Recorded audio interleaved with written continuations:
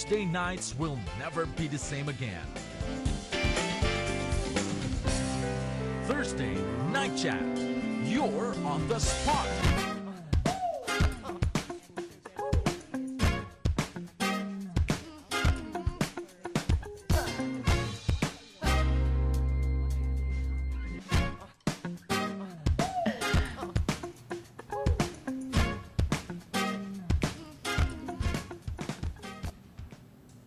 Hi friends, good evening and welcome to another live episode of Thursday Night Chat. My name is Cecil Henove, and today, because this is the start of Buglasan Week, onwards for the next 11 days or so, we have once again invited the co-director of the Buglasan Festival of Festivals for 2015 in the person of Dr. Nick Ragay Elman. And in fact, he has just been to one of the venues for Buglasan, but he has deemed it fit to be with us tonight as we discuss the various preparations set in store for all Negrenses for the celebration of the Buglasan Festival of Festivals. Last week, we also had Dr. Elman, and I hope the Governor Roel Ragay Degamo would be able to come and join us tonight because we are coming to you live. So Dr. Elman, I know you have been very busy. You have actually been hopping from one place to another, and in fact, this is also the time of the filing of certificates of candidacy all over the Philippines. But here you are accommodating our request for you to give us updates of where we are now, Dr. Nick, in the preparation for the Buglasan Festival of Festivals. But first, please greet our televiewers. A pleasant evening, Dr. Elman. Thank you very much. As usual, Dr. Cecil Hinovi, my colleague in Silliman University, and thank you for having me here again. Yes, yes. To give updates of what has been going on. Correct. And what has to occur, no? to occur in the next few Yes, days. yes. Tomorrow, Dr. Elman, we are officially launching, right? The Not officially exhibits, launching. We have already launched. Yeah, but the LGU exhibits Yeah. will be Tomorrow officially will be the launched grand tomorrow. opening. Yes, okay. We will By the way, okay, we yes. started in October. Yeah. Before I proceed, Yes, let yes. me just greet first the viewers Yes, of our exactly. Thursday night chat, and with you, Yes. Dr. Cecil. Salamat gyud. And salamat po sa Phil Products Yes. for sige rang gahatag og higayon Correct, na kanato correct. nga mga paawhag kita sa unsay atong Yes. ginabuhat o unsa pay mga buluhaton para mahibaw-an sa mga katawhan sa lalawigan sa Negros Oriental, unsa nay mga panghitabo, unsa nay nangahitabo, unsa pay umalabot Yes. nga mga maayong mga panghitabo Correct. para sa mga katawhan sa lalawigan sa Negros Oriental. And on behalf of the governor of the province, Governor Roel Ragay Degamo, He is who your co-director, he no? is, he is the director, and I you am are the co-director. Yes. So he is really on top of the situation. He is supposed to be here with us, but because of his very busy schedule, gikan pa ming gabulag dito sa Robinsons kay nitanaw siya dito sa Foundation University Yes, nga yes. Buglasan Uno, Buglasan Project Uno, Okay. ang ilang mga pag-showcase sa mga arts, nga may doon ay art exhibits dito nga gitawag nato Galleria de Art, Galleria de Galleria Obra de Artes de Oriental Negrense, which is Yes, Galleria Obra de Artes de Oriental Negrense. And Yes. these are art exhibits, and it's really exciting exhibits. And kaduha na kong nibalik kay katong pag-opening the other day, and then karon nga gikuyugan ako si governor kay nitan-aw siya sa mga activities dito nangahimo na dito sa Robinsons, kay mas una man ang Robinsons Place nga nagsaulog sa Buglasan Festival of Festivals, kay after the governor's sports festival exposition dito sa sports complex, nisunod natong October 3, nisunod ang October 9, mao kadtong presentation of Parade of Beauties of the 13 beauties for the Miss Negros Oriental, which would happen Tomorrow evening. at Yes. 8 o'clock at the sports complex. Yes. Yeah. And last Thursday, Dr. Elman, diba, we were talking about what the theme is for this year, which is actually in consonance with the theme also of World Tourism Day, Yes. which is 1 billion tourists, 1 billion opportunities. But for the Buglasan, our theme this year is Building Friendship Worldwide, Opening Development Opportunities. Dr. Elman, I will quote a friend of ours, and I think you know her, no? Jenilyn Demere Cordero, who yes. is the Provincial Tourism Officer in Negros Occidental, no? Yes. And diba, it's already common knowledge that the Di ba Negros... nasa Silimanian? Silimanian Oh, kaayo. Silimanian, Ako gani estudyante. Kay Oh. she's a graduate of the College of Mass Communication. And she actually sent me a message knowing that you would be our guest tonight, no? And di ba naa naman tayo Negros Island region. In fact, the number nato sa region all over the Philippines is we're now region 18. So ang pangutana ni Miss Jenilyn is what are some new activities kuno karon in our celebration of the Buglasan that will henceforth foster the relationship between Occidental Negros and Oriental Negros, thereby making the island as the prime tourism destination in the country. Kay murabag nagsanib puwersa naman ta karon becoming Negros Island region. We already had one activity last September 21 at the Robinson's Place, which is a joint effort of the two tourism councils and the tourism offices of the two provinces, which was parang competitions ng elementary, high school and college artists, ilang mga paintings, ilang mga art crafts. So to primero akong nahibaw-an nga ma-foster o closer relationship, establishing rapport between the two provinces of region 18, and then pagka October 2 katong mga winners during a first top 3 winners of the three categories, elementary, high school and college, gipadala dito sa Bacolod. But then it was just about a 3-week or 2 to 3 week preparation. But we were able to make it also. Yes, some of our winners here were also winners in Bacolod. Yes. And then the second one was, of course, the formal launching. I was supposed to start with I was mentioning about the opening at Robinson's of the beauties, the parade of beauties for the Miss Negros Oriental that would happen tomorrow evening. Pagka October 10, you will notice about 8 to 10,000 people converge and flock together at the Capitol that grounds. was last Friday, last I think, Saturday evening. Saturday. That was about 7 o'clock. Yes, It started at 7 o'clock and it ended about 12 midnight. And this was the formal launching of Buglasan 2015. Yes. And back to back with Negros Island positive. Positive energy battle of the live bands. Yes. And you see, we're happy. We're happy that we made it also to the top one. Correct. The winner was our own Perfect Blend.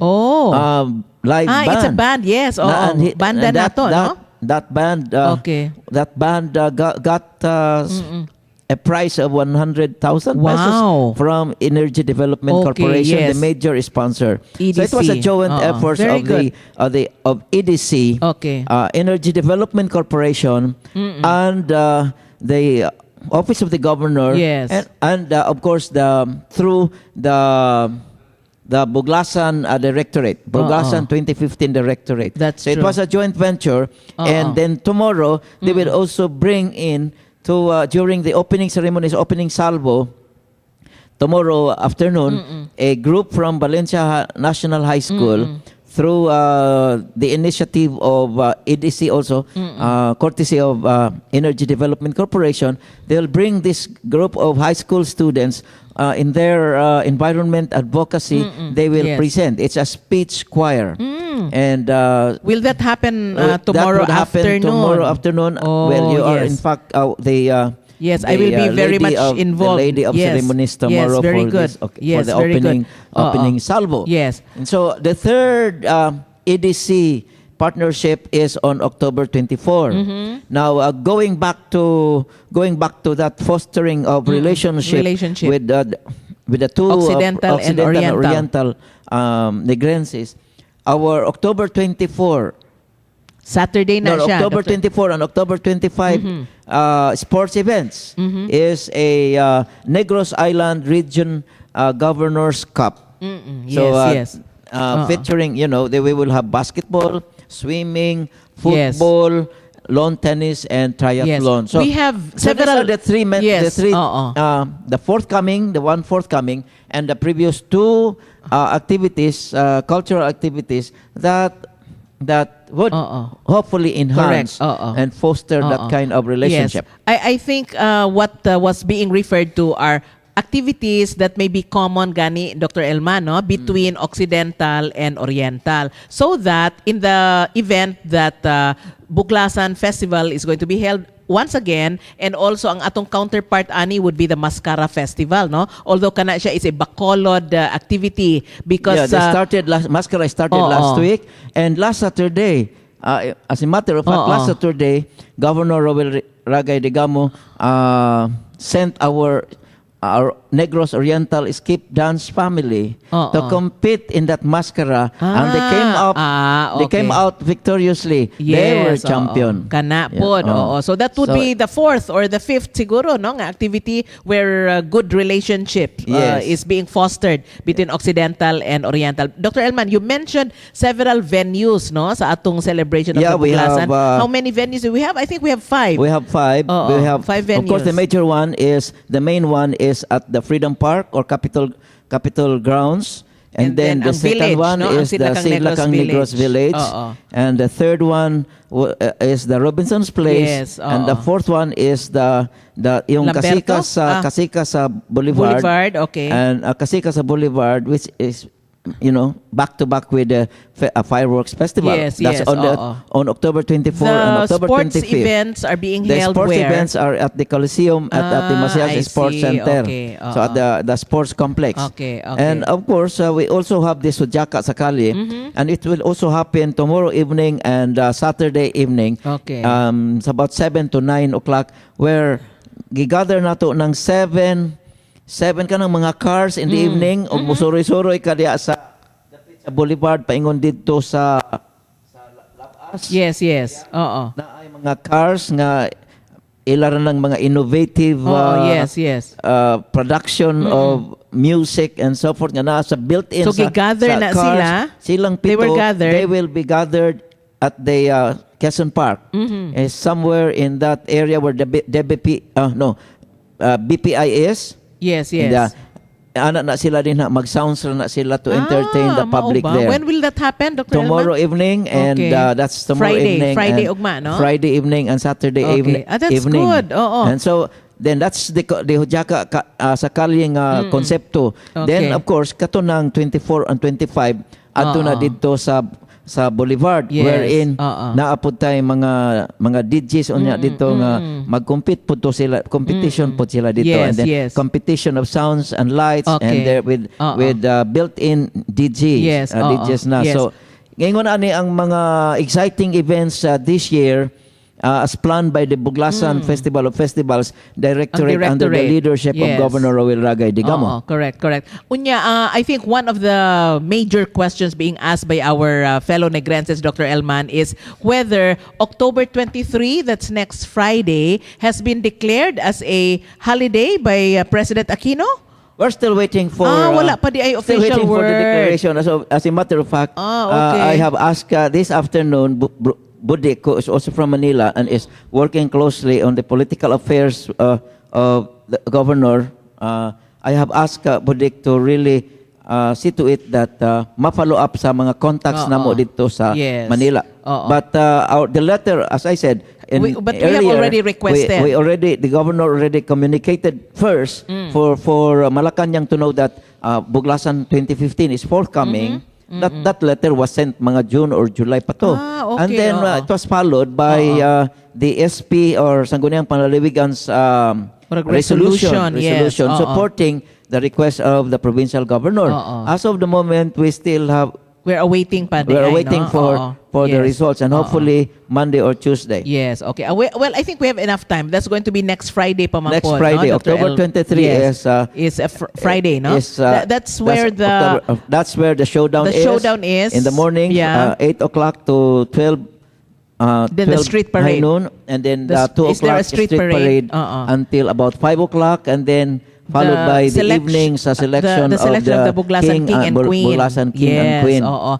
Every year, Dr. Elman, even if we celebrate Buglasan, unya movable man ang dates, right? It's, I think we celebrate it or we schedule it on the 3rd. Mura bag ang highlight ba? Although we have the entire Sa month of mura na October, pero murag highlight na primero to. gyud, I can recall that sa primero gyud at 2002 when we Okay. revive Buglasan Buglasan, Festival yes, or festivals. Oo. It was October 3 to fit or to suit the scheduled National ATUP, Association of Tourism Officers in the Philippines, which was held in Negros Oriental. Okay. So mautoy so good. The first, ilang schedule was October 3 to 5 something. So Oo. among ato tong gisugod kato. And then oo. later But it has on, always been held in the month of October. Then, yes. October then, gid siya. nag-second week to siya. But then it would fall nga musugod po musugod po ang pista sa muhit ang pista sa Valencia o sa Pamplona. Pamplona, okay. Oo. And so magaproblema ang mga mayor sa yes, ang mga both, LGUs, towns, no? LGUs. LGUs kay mo Plus participate nadugangan sila. karon nga Oo. si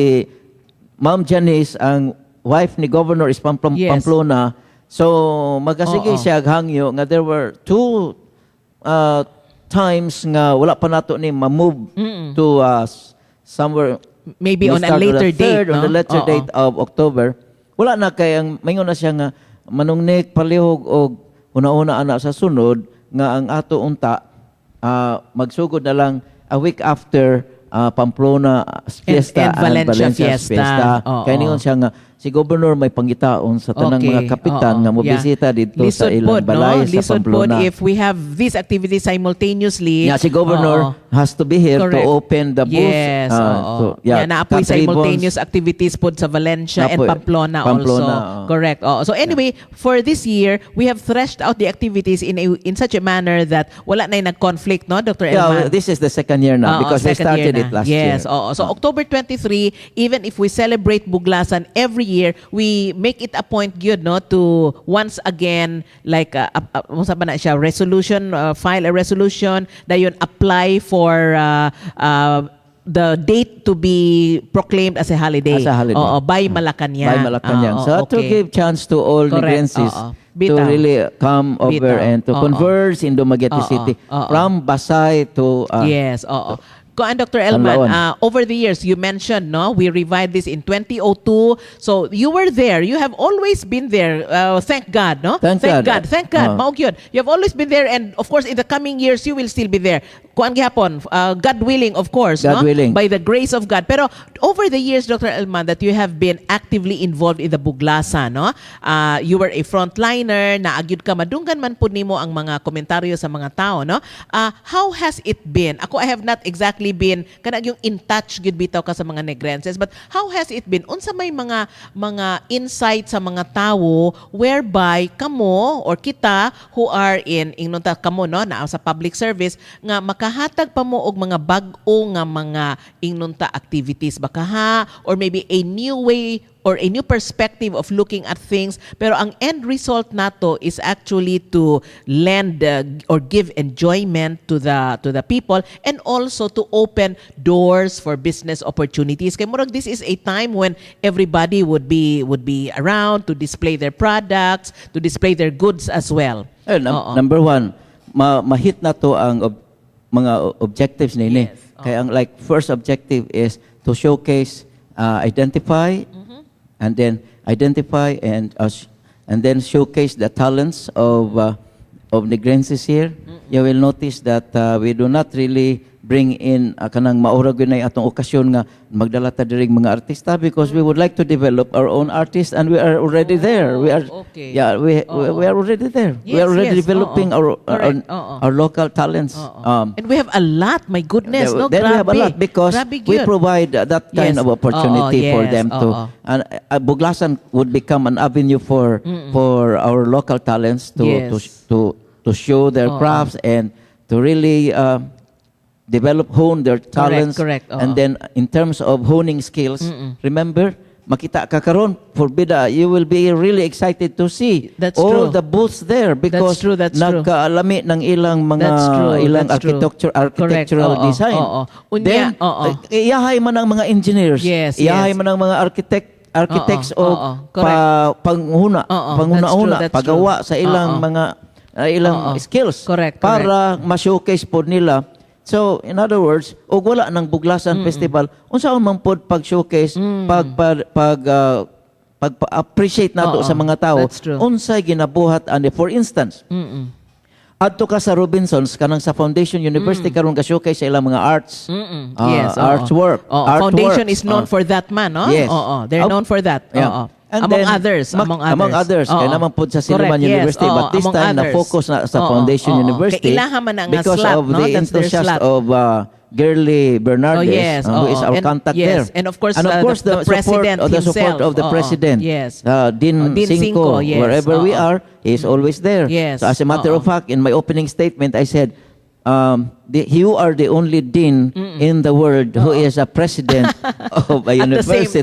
At the same time. Not at the same time because his name is Dean Dean man Cinco. siya. Presidente pag siya. Presidente man siya. So I said nga, you are the only the only Dean. person whose name is the only Correct. dean who is also president of a university. Correct. Baling That's katawan niya, ana. exciting.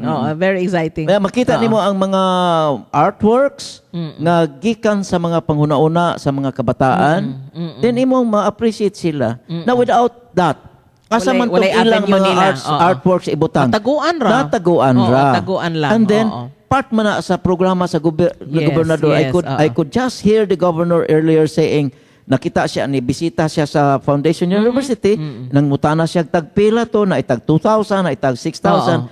So for sale di ay for sale di ito Dr. Elma to ilang mga mga exhibits nila. Ingon ang gobernador nga di sa ko mapalitan ni Ron but at least makita siya nga it has become an event, an activity, a tourism activity, tourism event where ang mahimo siyang livelihood. That's true. Livelihood activities po sa mga tao. Unya, mo na part sa iya man ang help.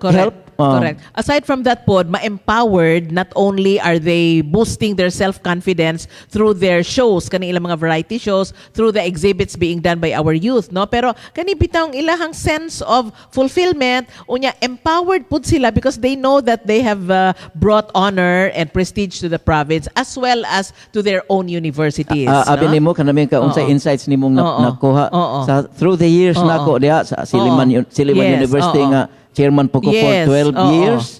Frontliner manggid ka Dr. Elman, yes. Sa atong Founders Day, including the centennial celebration. And with the 13 years karon experience nako sa Buglasan Festival of Festivals. Makita nimo unsay impact pod sa mga in terms of our tourism destination here kay ma-improve man pod. Correct. So hopefully lang yun nga ma-develop na to ang culture of tourism wherein ang public-private that's another one that I would have wanted to ask you. Partnership makita jud unya kay dili man the government cannot just really do definitely not tourism definitely alone not. But it has to be with the cooperation and private support sector. from the private sector. So like mga hotels, and see to it that the hotels, the frontliners, dili kay magpasungit gahapon gagamitin ko sa tanang mga concessionaires. I told them na kamo may mga frontliners, you get helpers ninyo diha sa Freedom Park who have smiling faces. Yes, exactly. Who are courteous, correct. who are friendly, because we have local and international visitors or tourists that's here. True. We will have domestic tourists. Correct. So, makita ka, maada ko sa Sidlakang Negros Village, na mga bot kay mangayo ra sila og mga calendar of events. Sa diri sa atong provincial tourism ko nga para office. asa man ni, kami ra gyud ni anhe kay mangayo ra gyud mi. Okay. Oo. Mga visitors na kaya to. ila man po nang ipadala ko no sila Facebook nila That's din ila. true. That's true. That's now true. karon kanang Facebook it is helping us a lot. Why? Because kana lamang tomorrow sa event kanang Miss Negros Oriental. Kanang Miss Negros Oriental, the problema mig unsaon namo na pag support kay dili baya kuwabol ang